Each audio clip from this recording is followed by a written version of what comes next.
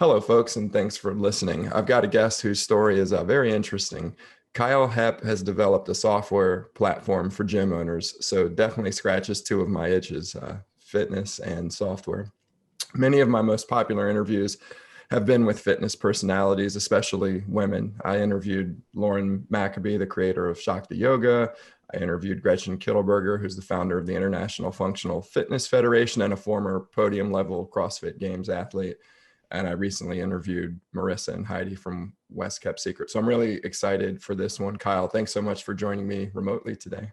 Thank you for having me. I'm excited. I've listened to all of those interviews that you just mentioned, and I really appreciate that your podcast makes sure to reach out and get a diverse group of interviewees. So it's an honor to be here. Well, we try. We don't always do a great job with it, but we definitely do make an effort. So thank You're you doing for better than acknowledging most.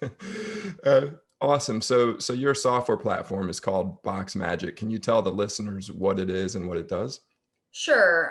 To give you guys a little bit of background, I used to live in Santiago, Chile. I lived there for 17 years, and I owned a CrossFit gym there for about 5 years.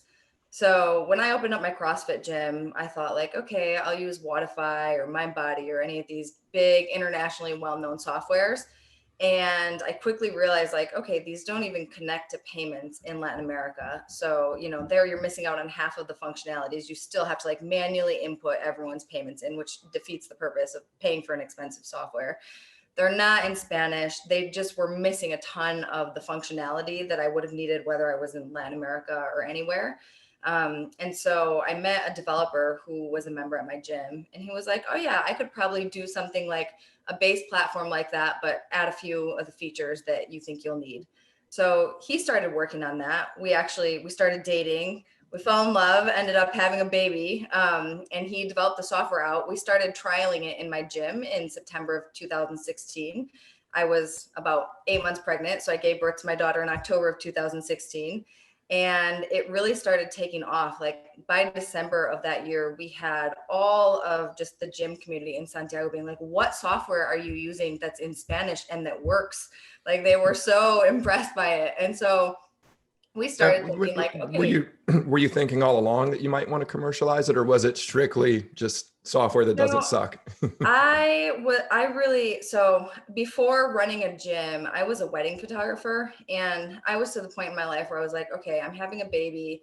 I need to stop like doing multiple careers. Like I can't run a gym, be an international wedding photographer, because I was also traveling out of the country, 6 or 7 times a year for wedding photography. And I thought like, I just don't want another business.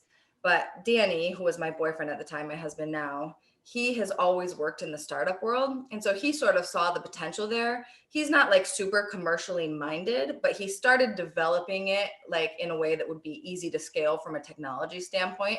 So he sort of had it in the back of his head. But we both sort of thought like, if we get a couple gyms up and running on it, it'll be like Danny's side job, and he'll just keep continuing to develop out what I need as a gym owner. So that's how it started. And all of these other gyms, like by the end of December of 2016, we had like probably 20 gyms already up and running on it. And we were just like, oh my gosh, I don't even, what did we just do here? And so we realized like, okay, we need to set up an LLC in Chile. We need to hire somebody to do customer support. So Danny and I aren't responding via WhatsApp. And when it started growing, I ended up selling the gym because I was like, okay, well, this is obviously way more scalable. And it, for my skill set as a business owner, I really enjoy marketing. I enjoy creating a company. I enjoy setting up the operations, structuring things. I love learning. And so for me, it was like, okay, this is somewhere that's really going to stretch me and challenge me. And I think I would like to do this. The gym, I've gotten to the point, it's probably as big as it's going to get unless I want to open up a second branch. But it just, when you run a gym, it feels like you have to be there at all times for it to grow. And that also just didn't jive with the lifestyle that I wanted. So. Very cool. I have so many questions coming I out of know. that. What time did you, or what year was it that you closed the CrossFit gym? So I closed the CrossFit gym in Or 2017. sold, but yeah. Yeah, sold it. So it did actually end up closing in 2020 because of the pandemic. So Mm-hmm. Chile went through a little bit of I shouldn't say a little bit, a lot bit of a social uprising, not dissimilar to what's happening here in the United States. but with a far more brutal police crackdown. So if you Google New York Times video about police shooting eyes of people in Chilean protests, the police just like they went bananas when people started protesting for this social inequality, and they started shooting people in the eye to permanently maim them and just to Wow. scare them enough. They thought like, okay, we'll be able to keep them off the streets here. And Danny and I were living in downtown Santiago, and so this was like the epicenter of the protests. They were tear gassing the park that my daughter used to play in. We couldn't walk her to the daycare, you know, because we would have to pass through where all the protests were, and the police were shooting people right outside our door. Like, it was just Wow. absolute and complete madness. So that was from October 2019, basically until COVID happened, and the government instated a curfew. So the curfew was from like 5 p.m. on. So all these gyms were having to close at their peak hours of like 5 p.m., 6 p.m., 7 p.m., 8 p.m. And so a lot of gyms were like barely hanging on, and then coronavirus comes and shuts everything down. So it was really, really harsh. The people who owned my gym, they sort of transitioned. They kept some of their equipment and are doing like personal training, and they hope to reopen in the future. But they had to close down that location because it was in the center of Santiago, and it was just like it was too many months of that going on, you know. Wow. Are things getting better in Chile now, or? Yes and no.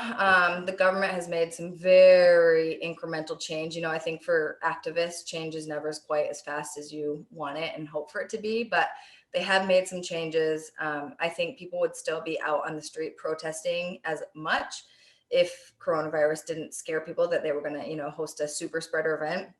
So there are still protests. There is still a curfew. Now the government says that's because of coronavirus and not because of the protests. So I don't know. Everyone's sort of waiting to see what will happen when the restrictions lift. But Chile is a country, like one of the reasons that I really love to live there is that it's just a place that feels like it's in constant progress. You always feel like things are getting better. You can always like the change is almost tangible. And so I have a lot of faith that the government is, you know, gonna sort of get with it and start moving a little faster with all of these changes that need to be made. Well, let's hope so. Yeah. So, did you speak Spanish before you moved to Chile, or? So I actually went on study abroad to Chile when I was 13 years old. So I was in seventh grade, and my mom sent me there for 3 months. And that's when I learned Spanish. And, you know, I was there for 3 months by myself, had to survive. It was right as the internet was beginning. So nobody in Chile had a computer for me to be able to like write back and forth. My mom just called me with one of those $100 calling cards. And so I was really forced to learn Spanish. You know, it was a sink or swim kind of a moment. And that was when I developed the base of my Spanish. And then I moved back when I was in college and after I finished up my degree again. So that was when I sort of consolidated my Spanish. And is Danny a native Spanish Yeah. speaker? Yeah. Okay. He's Chilean. Yeah. So our Okay. daughter's bilingual. Okay. Awesome. Lucky Awesome. little thing. Yeah. My fiance is from Nicaragua and native That's Spanish so speaker, cool. and I'm trying to learn it, but it's hard at this age. It's just my old brain doesn't work the way that it used I to. know it's really hard, but you know, if she just speaks it to you, you'll start to understand because you'll be forced to, you know, you don't It, have it, another choice. Don't let her speak English to you. we've talked about that because I want to learn it, and I am picking things up faster than I probably would have thought that I would. But we've talked about just cutting me off from English and Right. sink or swim. Well, if you have kids, I'm sure then she'll be speaking to the kids in Spanish, and you're not going to want to not understand their entire conversation. So you'll learn. Yeah, exactly. Exactly. So, you're, how did you get into CrossFit to begin with? I saw on your, from LinkedIn stalking you, that you were a level one instructor. How did that come about? I have done sports since I was a very little girl. I think I was 5 years old, and my parents were getting a divorce. I stopped talking. A child psychologist was like, she'll just give it time. It's a lot of change in her life. And she suggested maybe putting me in a team sport to help me, you know, get acclimated to speaking to people again. Cause it was almost a year, I think, that I was just not speaking to people. And so Wow. I played soccer from age 5 and on. And then when I was in college, I got into, you know, sort of like functional fitness. They didn't really call it back then, but doing like boot camp kind of stuff. And I coached soccer. I did cheerleading my entire life. I did cheerleading in college as well. And then when I moved to Chile, it was just hard because the sports culture there is really different than in the United States. It's not as developed in general for men or for women. The only main sport really is soccer. And if you play anything else, there's not funding, there's not fields, there's not equipment, you know. And then for women, it was still, even, you know, when I moved there 17 years ago, it was still really a rarity to see like a female jogger being out and about, or like a woman lifting weights. You would never see that. So I did jogging, but it's hard when you're immersed in a culture where it's not a big thing. You know, I tried to stay fit on my own. And I ended up divorcing my ex-husband, who was Chilean. And during that divorce, a friend of mine was like, hey, there's this new thing. I'm going to the first CrossFit gym in Santiago. You should come with me. I think you would really like it. It's a really great community, and it'll maybe help you get through this hard time. And you love sports, so why don't you come with me? Had you heard of CrossFit at that point? Oh, no, I had no idea what it was. I hadn't heard of the games, nothing. So I started it in January. And then in March, they were like, there's this thing called the Open. They explained it to me a bunch of times. I just like, I could not I was like, online, a competition? What? I don't understand any of this. They made me participate in the Open. I got my first pull up during the Open, and I was just hooked after that. So I got really into it. I competed, I got my level 1, and then I opened up my gym. Oh, that's awesome. Very, very cool. Yeah, it was fun.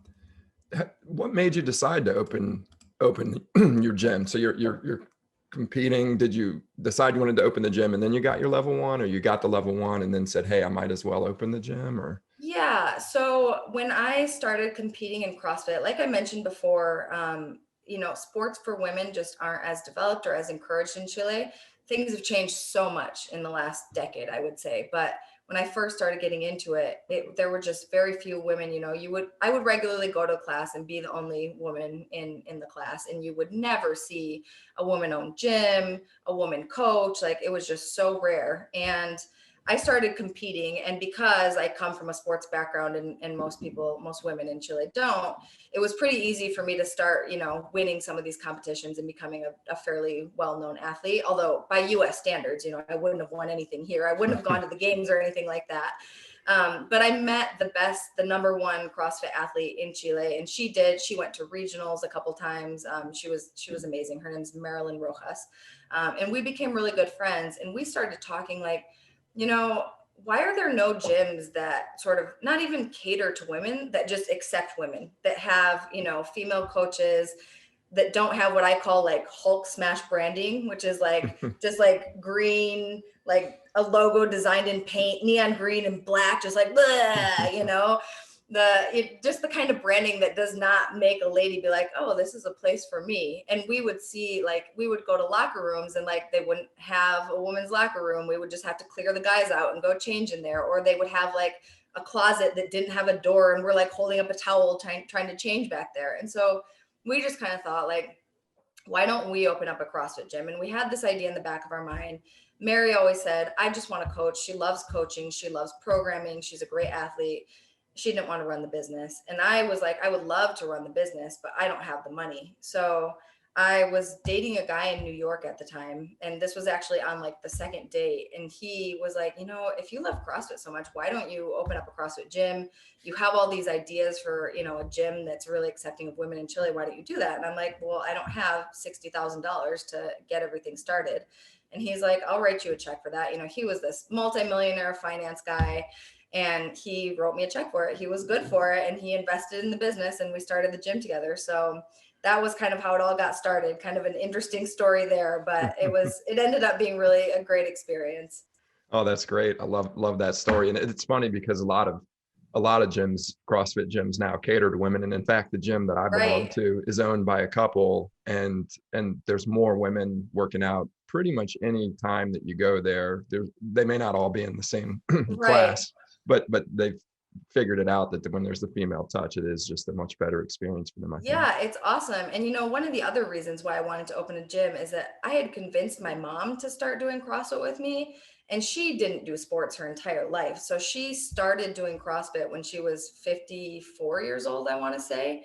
And she just fell in love with it. And I'm like, if this woman who never lifted a weight in her life, never jogged, never did anything, went from totally sedentary to just loving CrossFit, Like, why don't more people see, of all ages, of all genders, you know, of all capabilities, that CrossFit is this amazing thing that can change your life? So I really just wanted to bring that to more people, you know. So I genuinely started my gym out of a place of love and wanting to help people and reach more people in the community.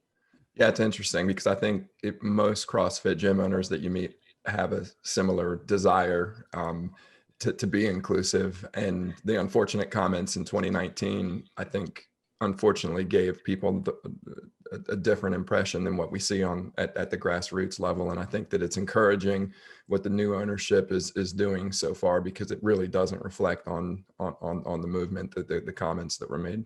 Yeah, you know, it's something that when I saw the comments, I wasn't surprised at all, because I've really always, like, just from the coverage of the CrossFit Games, I've always gotten an idea, like Elizabeth Akinwale. I love her. I have loved her for so long. So she was at the level 1 that I went to in New Jersey, and she's just like this radiant, wonderful human being. She's so talented.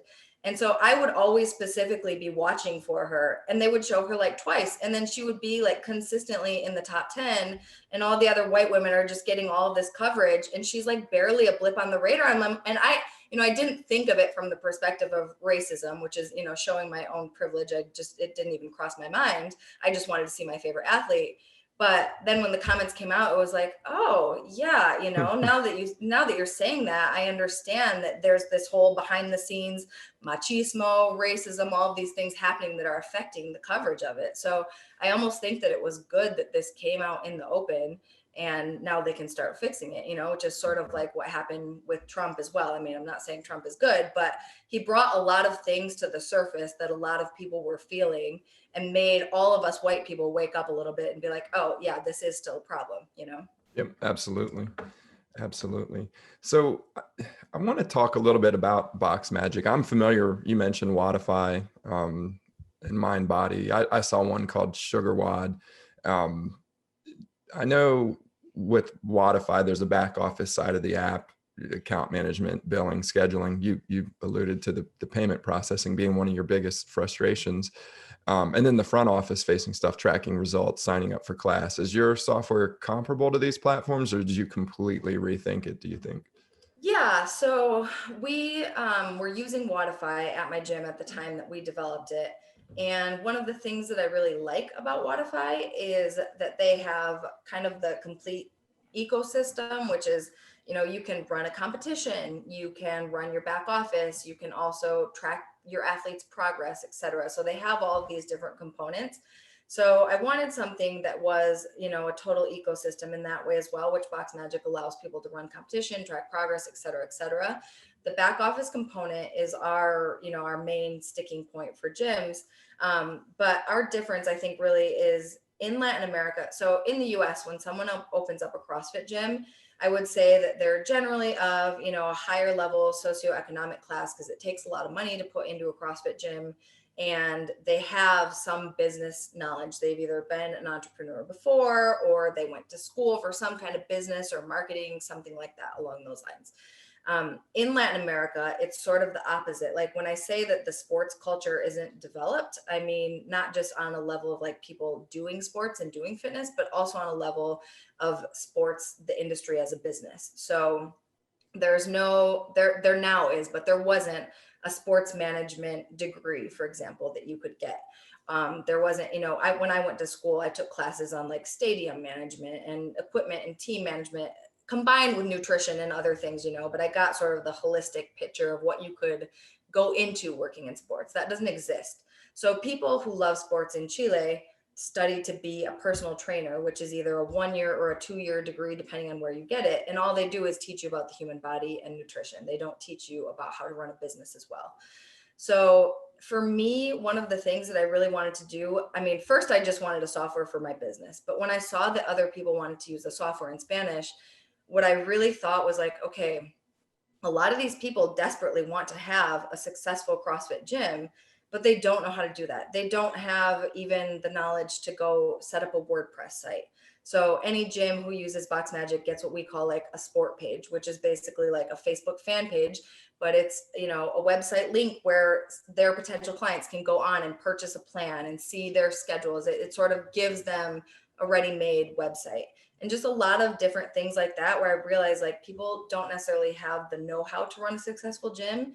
And we want to sort of democratize success for these fitness entrepreneurs, so that not just the ones coming from money and from these high educational backgrounds can run a successful gym. We want everybody to be able to do that. You're almost doing business process management for them. It's not just the Exactly. software. It's I'm giving you best practices on how you Yes. should be running your gym. That's great. Exactly. And, show them like, okay, they don't know what a KPI is, but well, some of the higher level ones do, but give them a dashboard that shows them their KPIs, whether or not they know they should be tracking those. We're going to track those for them so that they can see like, oh, good, I'm, making more money per customer this month. That's great news. And I'm not trying to like belittle or be condescending to any of these gym owners. It's just, that's the profile of Well, a gym. lot of them are like Mary. They want to be a coach, or they want, Right. they Exactly. that they're Exactly. mission driven, but they don't necessarily have Exactly. You the get it. business side. I think that applies in the States as well. My good friend Stu Brower was on the podcast. He was my first interview, and recently I re-interviewed him to talk uh, about COVID. And he has a business where he just consults gym owners and teaches them the business of owning a gym, because so Nice. many of them create a great product, but Right. they end up sinking and falling behind because they don't understand the business cycle. They don't understand thinking about, do I really need a pull-up rig and all these barbells?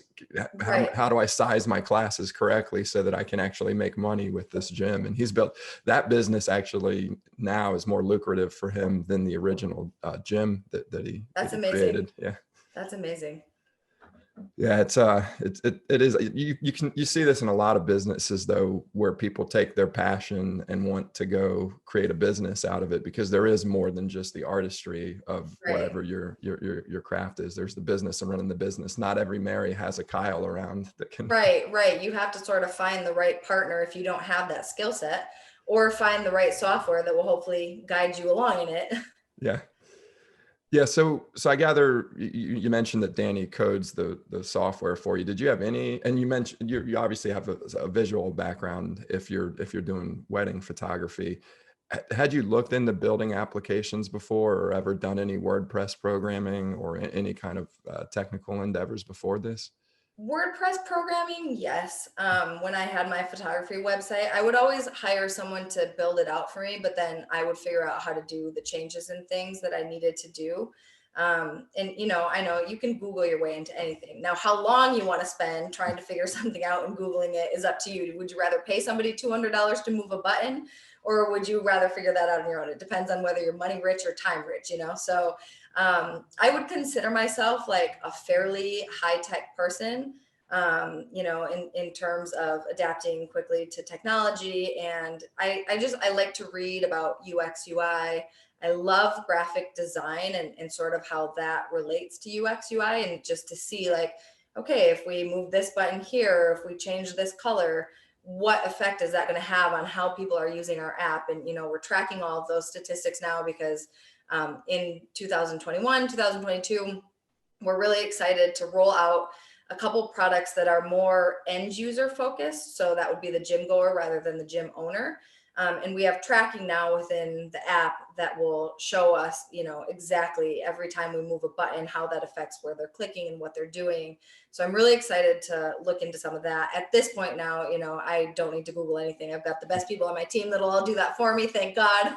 But no, I've never tried to program anything. And Danny is 100% the tech genius behind Boxmagic. So that's always been, another one of those cases where it's like, okay, you want a great product, you need somebody who has the business knowledge, the marketing knowledge, and someone who has the tech knowledge. Yeah, I get asked a lot by people who have ideas, or they've created, they've got a concept that they want to turn into a business, but they're not technical. And I tell people, you either need to know how to code, you need to understand design, or you need to understand project management. And if you don't have any of those three, you better find somebody who does. Yeah. And preferably you should have people early on who cover as many of those three skill sets if you're going to build a technology product. Right. And it's really hard because I think a lot of the things, at least for me being the CEO of a company, the things that I don't know that I outsource, like legal work and accounting and whatnot. I try to learn the bare minimum so that I know that I'm not getting screwed over. I know that things are being done properly. But those kind of things you learn once, and then you know it and you don't have to relearn it. Whereas technology is constantly evolving and constantly changing. So it's not something that I can just, watch a few videos, spend a few days studying, maybe read a book, and then be like, okay, I know about technology now. It's constantly evolving, and you have to keep up or get out of the way. So I think when people ask me what advice do you have for a first time founder, I always say, like, if you're not a tech person, find either a tech co-founder that you can add to your co-founding group, or hire somebody really, really good, pay them well, and do the research well enough to know like what they're working on, to understand where their time is going, and to understand best practices, so that they're not developing you an app and a technology that's going to be out of date in 6 months, and Apple's going to tell you to take off the app store. Wow. Yeah, that's really, really good advice for sure. And one mistake that I do see people make in that arena is that there's a difference between a startup technologist and an enterprise technologist. Right. Sometimes people are good at both of them for sure.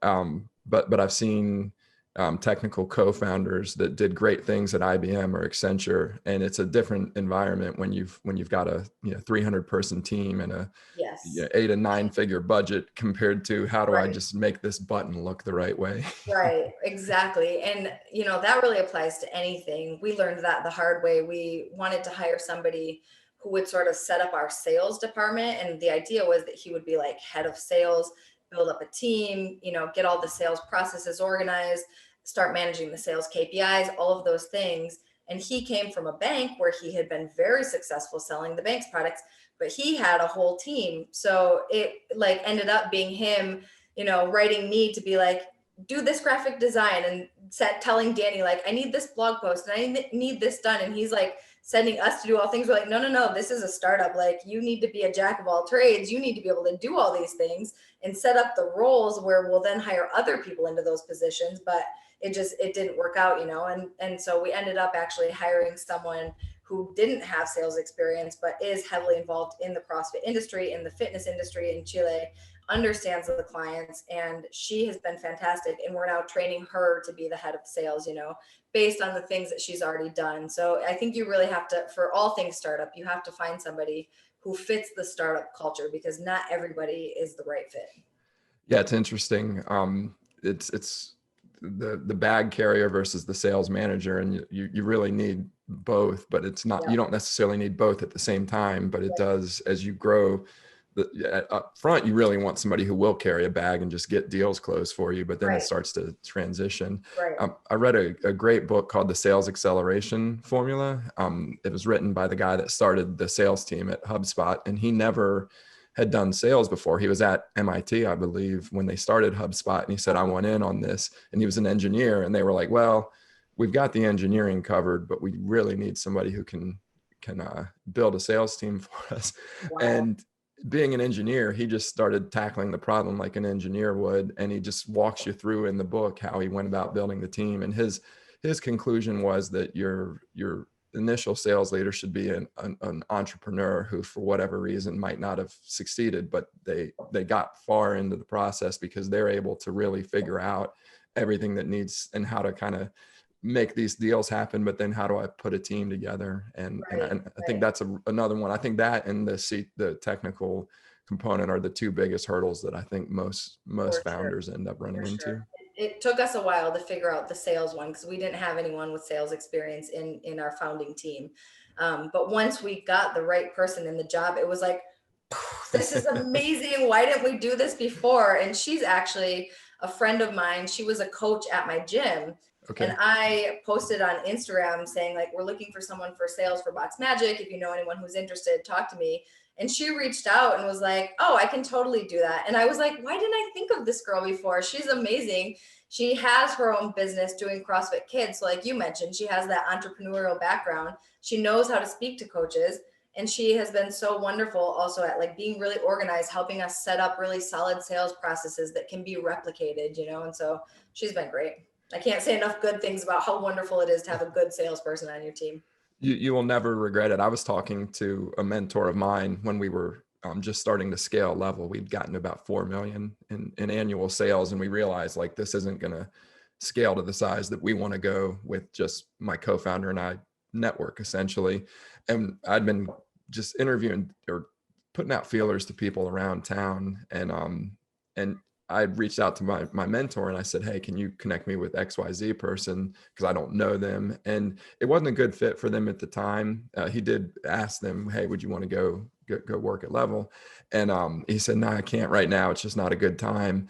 But my mentor said, John, can I make a recommendation? He's like, if you think you got the right person, give them a meaningful chunk of equity in the company. He's like, make them earn it, make it be over hitting some targets or whatever. But he's like, and if you can't part with real equity, and in his mind, he was like 5 to 10%. He's like, if you won't part with that, then it's not the right person. He's like, in other words, go all in or don't. He's like, because you're right. The only way you're going to scale this business is if you get somebody in here who can get it done. That makes a lot of sense. That's good advice.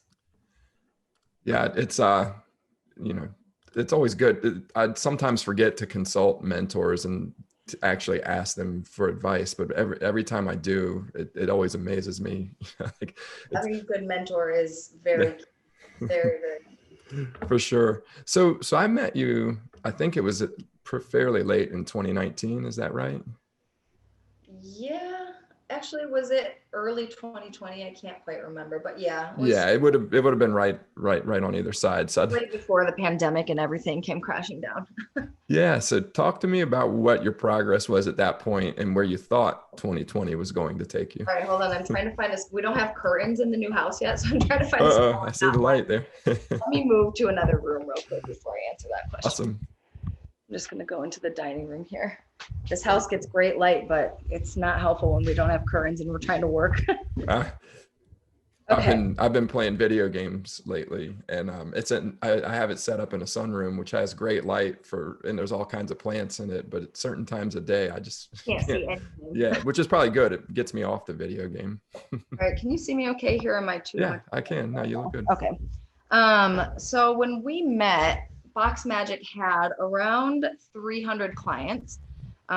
Things were going really, really well. We were growing quickly. We were scaling. We had good sales. They were mostly organic at that point. We had started expanding a little bit into Mexico and had gotten some inquiries in other countries as well, with our main client base being Chile. And we were raising a round of funds at the time. And, things were going great. It was looking like the deal was going to close fairly easily. I say easily in quotation marks. It's much easier looking back to say that now than it was at the time. We had raised a round of angel funds and we were fine on runway, but we needed to close a bigger round in order to really get to the point where we could start truly scaling. We needed to hire more developers and not just have Danny, coding until 4 a.m. every single night. We needed to have a real designer because our platform really looked like a platform that had been designed by a developer, which was making me as a visual person absolutely insane. And so we were sort of in diapers at the time. I guess the good news though is the bar is fairly low if you're comparing yourself to Wodify.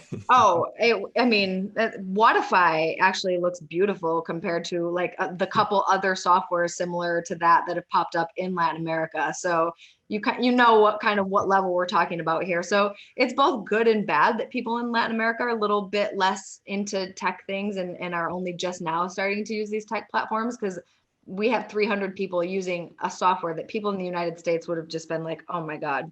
And actually Todd Bulow, one of our investors, and he has a development company, he was like, I will invest on one condition. If you promise me that some of the funds are going to be used to revamp the UX UI. And I was like, that is the first thing. We're on the same page. Don't worry. That is the first thing we're going to do with them. But so we were raising funds, and at the time, now it's much easier. When I look back, I can see this, but at the time, we were growing so quickly that we were really reactive to things that were happening in our environment and to the new sales. And so we didn't have all of these really clear-cut processes in place that we do now. The pandemic for us, it's been awful and stressful. We closed the round in April of 2020. So wow. Right as the pandemic was coming crashing down, we only lost one investor. We had wanted to close about 350. We closed at 250, so still pretty good. Um, and it's amazing to me that the investors that we have, trusted in us to say like, okay, we know this crisis is going to really affect gyms and you're going to be affected by it, but we still believe that you're a team that can get through this. And so we obviously started really declining in revenue and the number of clients and all of these things, but the pandemic gave us time to re-trigger that technology. So we revamped the entire platform. We made it way more intuitive and easy to use. It's really plug and play for anybody who comes in, and no matter how they run their classes. So dance academies, for instance, are used to selling one-off classes. People don't pay for monthly plan. We developed that out. You can just, when you come onto the platform, you can sign up and say, how do you structure your plans? Click here to pay for a one-off class, or to pay for a monthly class, to pay for where you can use 30 of your classes during a month at any day that you want. You can use all 30 on the last Thursday of the month, or where you can only allow people 2 times a week. People just plug and play. It's not confusing the way Wodify was as well, to try to really like configure all that and customize it.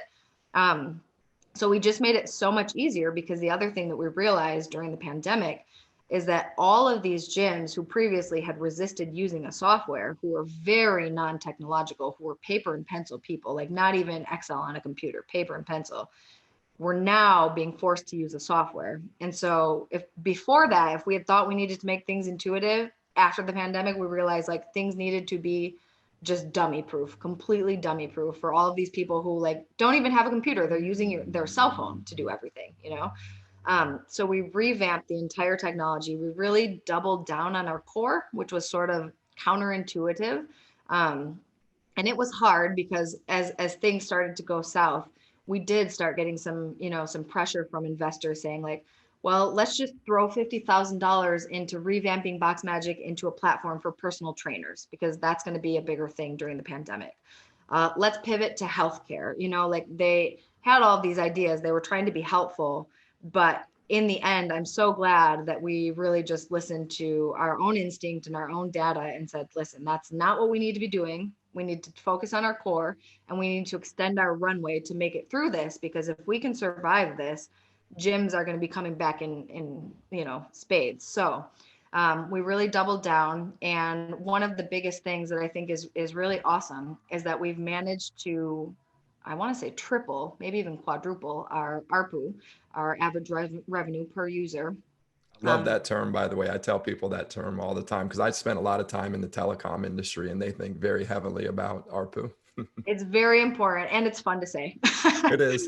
But I'm really excited and really proud of that we have managed to raise our ARPU so much. So now Boxmagic is actually making more money with about half of the amount of clients that we used to have. So we're currently at about 180. And the pandemic also, we raised our prices in the middle of the pandemic, which again is very counterintuitive. But we really did some hard market studies and some hard looks at our own financials and thought, what's more scalable, to get 100 clients who are paying $60 each, or to get 500 clients who are all paying like, $15 a piece. And how are we going to manage support and sales and all of those things at each of those levels? So we rebranded, we refocused our marketing to try to land some of these enterprise gyms, but also some of the medium to large, the more high-end boutiques, rather than the garage gyms and, just the smaller, lower level ones.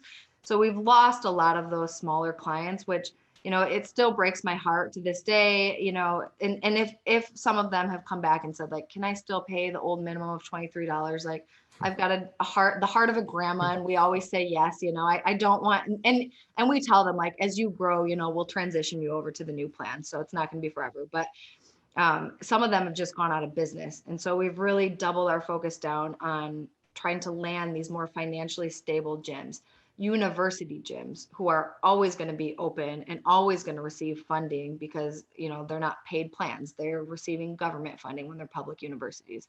Mm-hmm.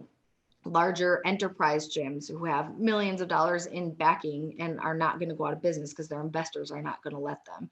We're just trying to find these more stable clients, assuming that the pandemic, it's getting better, but it could still last another year or so, before things really are back to normal. So we just really like doubled down and tried to make sure that we're landing these financially stable clients in order for us to be financially stable and to stay in business. Yeah, I love hearing the inside stories of the conversations that were happening with the investors. I recently had Alex and Dan from 2U Laundry, another Charlotte success story. Oh, I love on them. I've used them before. Okay.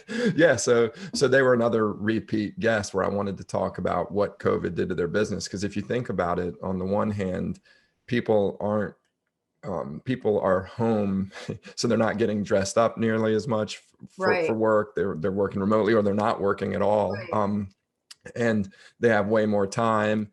And so it was a big oh shit moment for them when they Sure. saw everything going down. And their investor, their board challenged them and said, look, you need to draw up 4 different plans, 5 different plans, come up with everything. One scenario is we return, because they had raised a pretty large amount of money, but they hadn't deployed it yet. So they were sitting on a pile of cash. Right. And they said, let's look at the option of returning capital to investors. Let's look at the option of continue doing what we're doing. Let's look at, should we switch to a franchise model? Because they had opened up a retail location that was deemed an essential business. And they were just that part of the business was growing while everything else Right. was falling apart.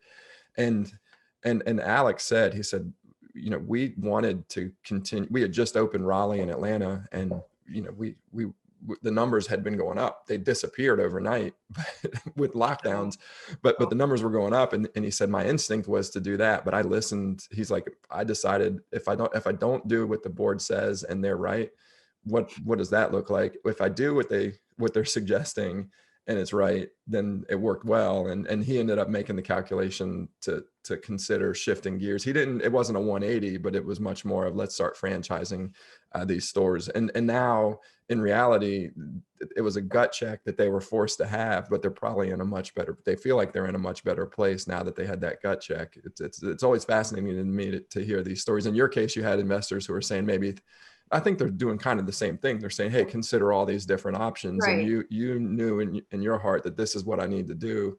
And it's great that it's worked out for both of you. Yeah, for us, it was a little bit less of an organized like board sitting down and saying, Mm-hmm. let's look at these options. It was a little bit more of people going into panic mode and calling me on Friday night and Sunday morning, and me just sort of like, I felt like at that time I really had to be the shield for my team Mm-hmm. and not bring every single idea back to them. Like, it was up to me to sort of weed through what were good ideas and what weren't good ideas and take the options back to the table, even to talk about with our C-level team, my co-founders and a couple other people, because everyone was just under an immense amount of stress at that time. And I felt like, okay, I know that all of the investors mean well. They want me to consider all of the options, and I will do that. But at the same time, when we're already stretched so thin, we did let a couple people go right at the beginning of the pandemic. We're stretched super thin. Our own clients, our gym owner clients, were also in panic mode. So, you know, it was like, we need to integrate with Zoom and we need to be able to do all these other things. And so we were just like busting out development way too fast as well, not doing it with the processes in place that we had set up. And so I was sort of being the shield between the investors and the rest of my team, trying to weed through, make sure I figured out what was a good idea before bringing it back to them. And in that moment, when you talk about like having a good mentor, Angel Rutledge is our mentor, and she's our advisor, and one of our investors as well. And she was just so clutch for me in every sense of the word. She helped us develop the strategy, but she also emotionally helped me, you know, figure out what I am responsible for, what I am not responsible for, what my responsibilities and my communications to the investors have to be like. I mean, she was really amazing. And I will always be grateful for her, for having her. Angel's awesome. I've tried to get her on the podcast. We just haven't been able to get the Oh, she's the schedule best. synced You up. have to interview her. I know. I already know her story, but I would still love to sit down and listen to it again. No, she's amazing. So you've now named 2 members of the royalty in the startup scene here in Charlotte, Angel and Todd Bulow. How did you find Charlotte, or how did you connect with those 2 and other folks in the Charlotte area? Because you don't have any ties to Charlotte yourself, do you? None whatsoever. So we tried to raise around in Chile, or we were in the beginning stages of it. And we went through the process. We basically pitched to, and by we, I mean the pitching is my responsibility. So I pitched to every VC literally in Chile. I know all of them. I know all of their names. I know all of their background stories. I know everything about them because there's not very many of them in Chile. And with one, we started getting into really serious conversations. We signed like a pre-agreement with the terms that they were going to invest with. And then they just started dragging on the due diligence and dragging it on and dragging it on. And we had told them that we had runway until February or March-ish. And at the end of January, they were going to do our whole round. And they had even pushed us to do a bigger round than what we were actually had planned on doing. But they were like, you know, we can help you. We have the support to really put that money into sales and marketing to help you grow. Like, let's do a $500,000 round instead of 350. And at the end of January, their contact person, so it wasn't even the investors that I had been talking to. They just sent out like one of their low level people to call me and say, so listen, we're still going to invest, but we're changing the terms. Instead of, I want to say we were doing 15% with them. Instead of 15%, we want 40%. And I was just like, no, I don't really know how to answer this conversation. Like, we have a signed paper that says 15% where we agreed on the valuation of the company and all of these terms ahead of time. And, you know, Angel was my mentor at the time. I had already met her in Charlotte, and she was kind of like, listen, this is the oldest, you know, move in the playbook where these old VCs, this is the way it used to be in the US as well, where they try to get you to have your back against the wall in order for them to get the best deal. Just come to Charlotte and finish raising the round here. So I had already gone through the Queen City FinTech Accelerator, that was just like a random stroke of luck. Someone sent it to me, and I apply for everything because you never know what's going to be a good opportunity. And I have all of the traditional, you know, the accelerator and incubator and investor questions. I have them all in documents. So I just copy, paste. I applied to Queen City, was thinking nothing of it. I applied the day before their deadline, and their intern, I can't remember what his name was. He was somebody's son. Marco? Was it Marco? Yeah, I think it was. Okay. He interviewed me first and was like, okay, you can move on to the next round, but like they need to have a call with you today because you're so on top of the deadline. So they had a call and said, okay, you're moving into the top. I can't remember. I want to say it was like 20 companies that went and pitched in person. And they said, you don't have to come in person. We know you're in Chile. You can just pitch via Zoom. And this was before COVID, but I already knew. I was like, I'm a great pitcher. I think that's one of my biggest strengths as a startup entrepreneur. So I want to go do this in person. And we just thought this will be the foot in the door we need to go raise funds in the US because the VC process that I just mentioned to was taking so long. And I thought like, at least if we start talking to VCs here in the US, it'll speed up the process in Chile. I didn't necessarily think that we were going to raise the round in Charlotte, but I thought it'll get the ball rolling. And I knew that the Queen City FinTech Accelerator, part of what they do is sort of help you prepare all of that due diligence that you're going to eventually deliver to your potential investors. So I flew in for 2 days from Chile, and I pitched the hell out of our pitch, and I did really, really good. I can't remember. I think it was, I'm forgetting her name. The woman who used to run all the operations for Queen City, and she's not with them anymore. She was fantastic. She's blonde, and she went to a different accelerator in Raleigh, I think. Yeah, I know who you're talking about. I cannot remember the name. I can't remember her name, but she was so wonderful. So I was, I think there was only one other woman-led company there. And I felt, you know, really out of my element because I'm used to being the only female in the room in Latin America, but the culture there is very different. And to be in a room like full of suits in the United States. And also like at the time I had been living in Chile for 17 years. I rarely spoke English. I just felt like I was like, I couldn't even speak. And she really she was like, you're going to get this. They need women to come into this program. They want women to come into this program. So you just go in there with the confidence of knowing like they already want you. You just have to confirm to them. Yeah. So she gave me a little pep talk. And then when I was done, she was also like, oh, and by the way, you were the best pitch by far. I felt great. I met Angel that night afterwards when they had the drinks and everything. And it was like the little networking time. And Angel had asked me the hardest question out of all of the judges. Like all of the other judges were like, oh, you're doing so good. This is great. This sounds really interesting. And asked me the typical investor questions. I don't even remember what question she asked me, but it was brutal.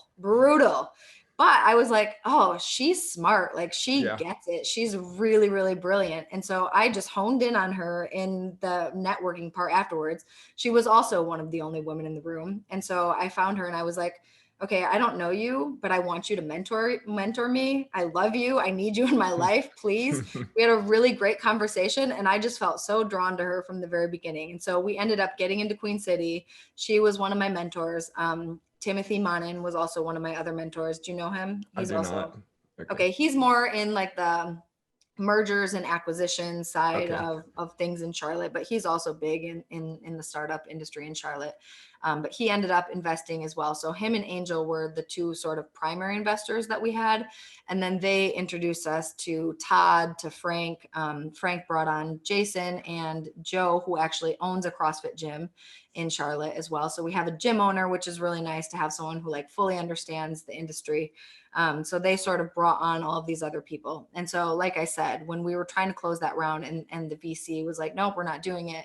Angel just said, you know, Frank is hosting this big event. Why don't you come to the event? We'll talk to him. Frank was like, come work out with me at my gym. Just so you know, like the CrossFit owner, he's also an investor. You might be able to convince him. We started talking. We had great energy, you know, between the three of us. So it was pretty no brainer to get these people on board. They all understand the industry. They all have, you know, contacts that have taken me to the top of CrossFit. You know, I've had phone conversations with, you know, Rory from the CrossFit Games and all of these really well-known high-level athletes.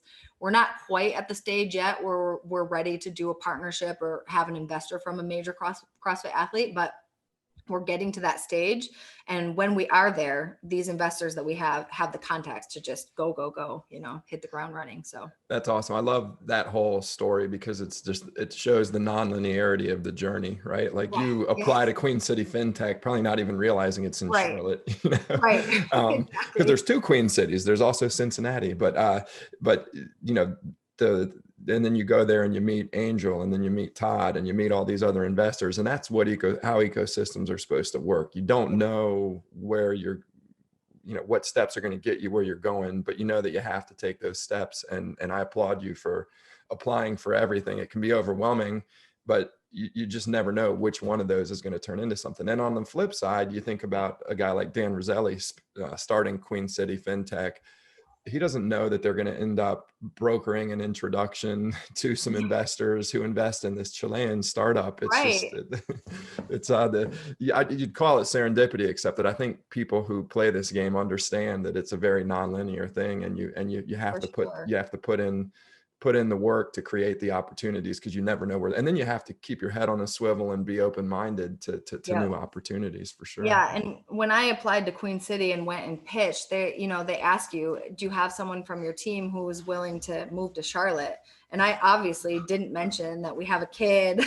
They're like, we would have to relocate our whole family, find a daycare, which is impossible in Charlotte.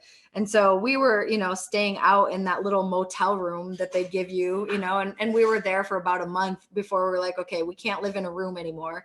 We couldn't find daycare for our kids. So we're like bringing her into the co-work. She's just sitting there like playing with Legos while everyone's doing their pitches and doing their things. But when you want to make it work, you find a way. Yeah, exactly. So, how do you think about, do you think about the North American market, or do you really want to focus on the Spanish speaking market first, or how do you go about prioritizing that? It's interesting. So the North American market I find really fascinating because I see gaps in it. I see, you know, needs that are still not being met by some of these softwares. Like you said, Wodify is not an attractive platform, to put it mildly. Sugar Wad is great for athlete progress, but it's a whole separate thing. Yeah. Mind Body is much more general. It's not sports specific. So, and it's almost like, I mean, you know, it's a generic scheduling app that found a really right. good use case, right? And it's really old. And so Yeah. it's so powerful, but it's really hard to use because it's so powerful. So we've just seen that there are a lot of holes in the market. At the same time, for us, it's been easy. It's been relatively easy to get clients in Latin America because we're not competing. I mean, there are other softwares on the market, but it's Mhm. not the way it is here, where if you open a gym, you have a software. Mhm. So in Latin America, I think we would be competing against some of the other softwares that are on the market. Whereas in Latin America, we are competing against paper and pencil or an Excel, and people thinking that they can manage operations without actually using a software. Yeah. So it's two different things. You know, do you want to spend your time competing, or do you want to spend your time educating? And in this case, we saw more potential in educating. It is an expensive and slow process to educate, but once you get that ball rolling, the word of mouth potential, so basically, you know, the organic, the free leads, is much bigger than when you're just competing and fighting to explain to people why you're better than the other platforms. So North America, I think eventually is going to be on our roadmap, but it's not for this year. The next big market that we want to go into is Brazil. So we'll translate into Portuguese. Oh, wow. Do you have any native Portuguese speakers on the team, or? We do actually. Our co-founder Pablo lives in Rio, and so he speaks fluent Portuguese, and his girlfriend is from Brazil. And so we're going to sort of use him as a way to do a really lean test in Brazil and kind of see like, okay, if we put out some digital ads and we have someone with a local phone number in Brazil who speaks Portuguese calling them, let's see how this works. And if it goes well, we can hire somebody. And if not, we can, you know, there's the whole rest of the continent that speaks Spanish that we can stick to. So it's pretty win-win. That's excellent. Have you looked at the technical challenge of supporting Portuguese? Is that something that your team has a handle on, or? Yeah, so we started translating the app end of last year. That is the one tech milestone that was on our roadmap for last year that we didn't hit because it ended up being so much more complicated than we had really thought about. No one on our tech team had experience translating an app either, and it just ended up being a lot more difficult than they thought. But the tech part right now is translated, and we also are hooked up to a payment aggregator in Brazil as well. It's called SweetPay. And so we've connected to them so that when we get a Brazilian gym onboarded, they'll still be able to do all of the same functions that all of our gyms, you know, in Chile and in Mexico can do. So, so how big and how quickly did your revenue drop, in that March, April, May timeframe? Oh, well, I think you're on my investor update list, aren't you? I Uh-huh. think you saw it. It took a nosedive. It took a real nosedive. So we were generating between about 7 to 11, 12,000 some on good months. Our score magic, which is our competition, and it basically can like run and open and then also run the in-person scoring and everything and take tickets and do all that. And so that in good months would generate, you know, an extra $2,000 or $3,000 for us per month, in addition to the administrative platform and the recurring revenue that we had. So we were 7 to 12,000, and we dropped in March and April. The Chilean government didn't really respond as quickly, closing things down. So it was like we didn't necessarily drop right away, but we weren't seeing new clients. We were Mhm. like contracting just a tiny little bit, and people were sort of waiting to see what would happen. And then in May, June, and July, things just started plummeting. And it was interesting because we were getting new inquiries. We had new leads, but we were churning at such a high rate because gyms were they were floundering, trying to see like, okay, can we still do online classes? No, we can't. People are not into that at all. So they would pay for a month of the platform and then just be like, man, we're just going to close down and not do anything. Or they would realize like we can't charge as much for online classes. So our old model was where we would charge them based on how many active users that they had, and the amount of active users that they had was cut in half. So their payment to us was cut in half. Um, and so it was May, June, and July of things just falling, falling, falling. And then in August was when we launched our new UX UI. We launched the full rebrand that I did of the website and the social media and all of that, and started targeting these higher end clients, which take longer to close. But when they do, man, it's a lot more revenue. And so things have been on the upswing little by little. It's still, you know, take one step forward, two steps back, and we'll see how things continue on. But we've been on a pretty good upward trend. And when you dig into the data, you can see that churn has leveled out. We're not churning at such a high rate anymore. That percentage has been going down, down, down. ARPU is going up. We're still having good new sales. Our client retention is going up a little bit. That's still, we used to have like a less than 1% churn rate, and now that's at 20% or so a month. Wow. But it's hard to even consider whether you call it or churn right now. The data is so dirty because it's people who are not paying for 2 months and then coming back for 2 months and then closing and then opening. And it's made it very hard to sort of track those numbers the way we normally would. Where do you see 2021 shaking up for you so far, or what are you planning for 2021? Do you think it gets back to normal at some point, or? I honestly think that it's going back to normal, and gyms are going to be even busier than they were before. People are desperate to get out of their house. Like, I mean, me here in Michigan, I miss CrossFit so badly. I'm, doing workouts on the size of a yoga mat. There's only so many burpees you can do in 12 months.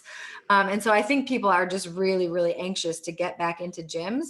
And Chile, fortunately, has had an amazing response to the pandemic. So their vaccine plan, they are on track to have 70% of the population Wow. vaccinated by June, maybe even before. And I really hate to say this, and I don't say it in a negative way at all, but a lot of our Latin American competition has died off or is in the process of dying off. And so it's really sort of, survival of the fittest at this moment. And I think we are going to be one of the very few software companies for gyms that come out of this stronger with a better product, with better operations, better sales, better customer service. We have revamped everything. We have restructured our company. We have built a foundation of solid concrete and are ready to build a beautiful house on top of it now. And so I really think that is just going to be huge for our growth. And like I said, we have plans to move into Brazil, and the rest of our plans are still fluid. We have a roadmap for development and a roadmap for products that we're following. But as far as sales and marketing go, we do sort of have to depend on what happens, on what government reactions are, and how vaccine rollouts go in different countries. So we'll see. But for right now, Chile, the focus remains on Chile, and then Brazil will be the next major expansion. Awesome. No, I'm so happy for you. That's great that you're seeing that No, it's light a at the weight end off of the my tunnel and shoulders. coming out stronger than you were before. And I think if you get churn and ARPU under control, everything else just falls into place. If there were two things I would look at in the software business, I think those are the two most important drivers for sure. So I talked about the fact that I've had some very popular guests who are female gym or studio owners. We've talked about that they're underrepresented in the industry.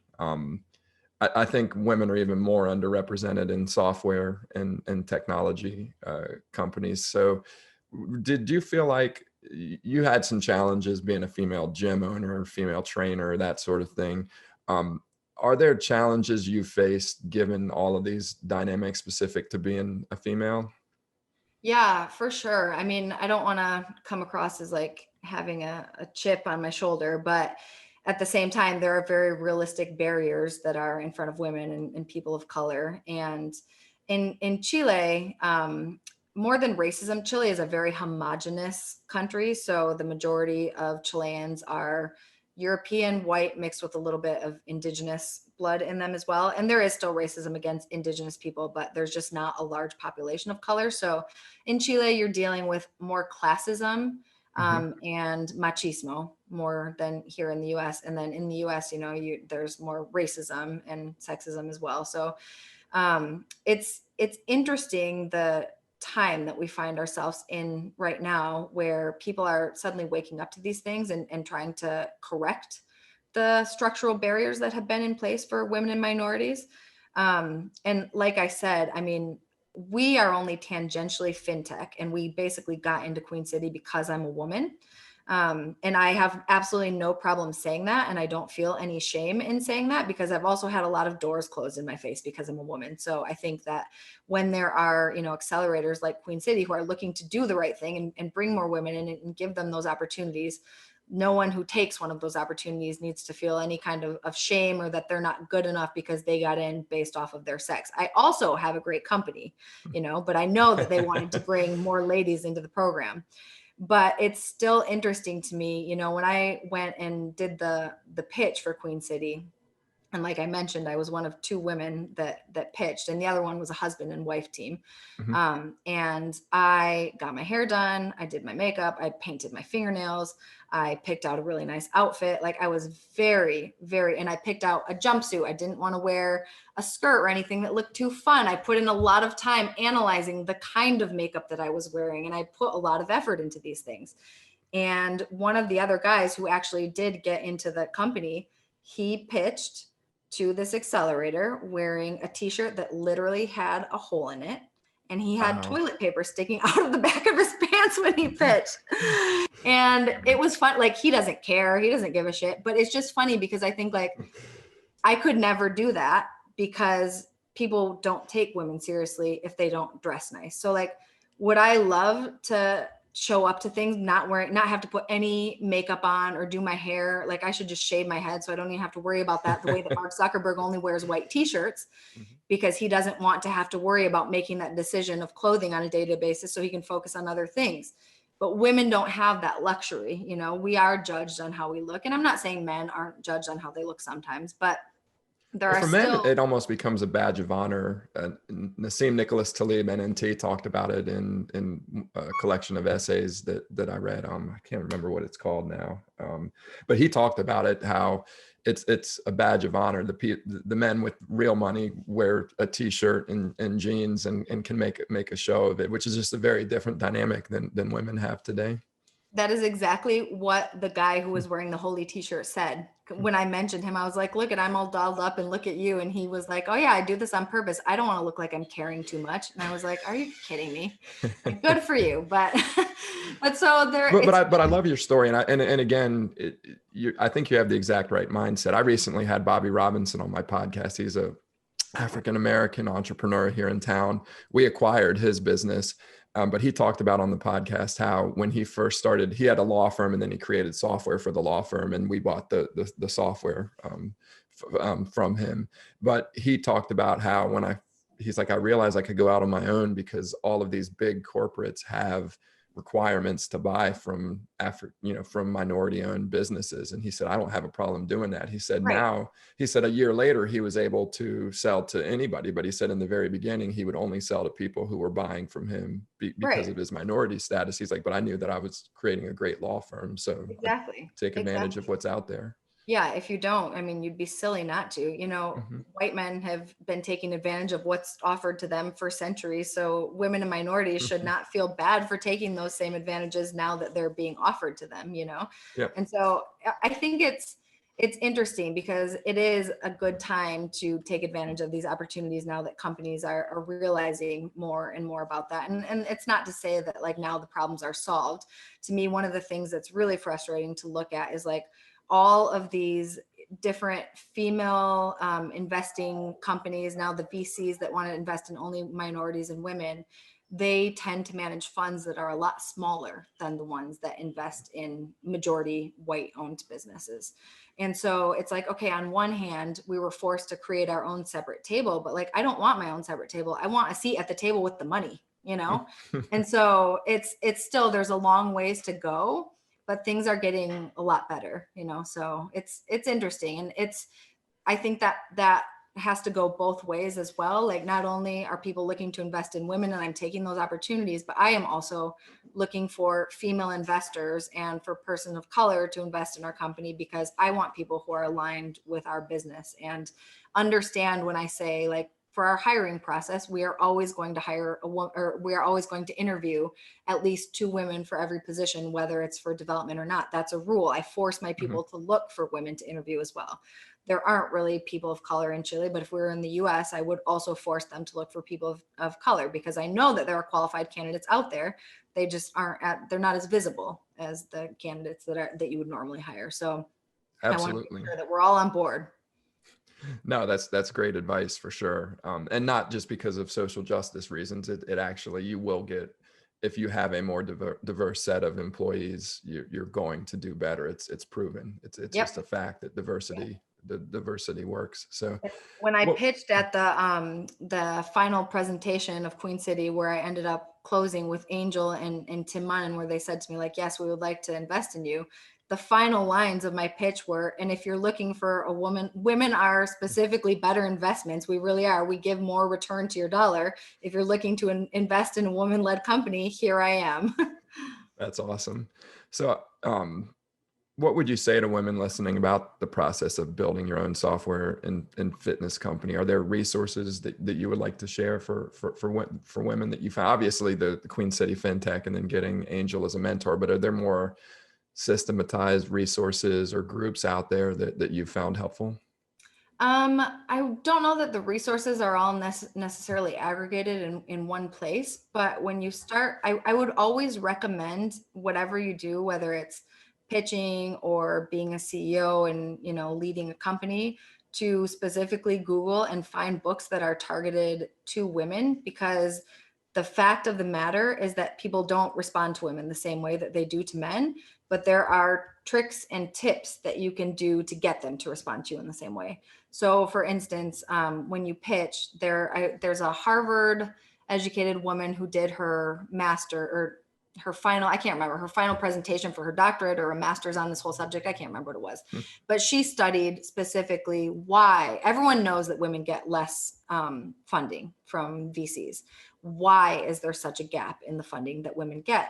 And she realized that it all comes down to the language, where investors tend to ask men what are considered like leading, like aggressive questions.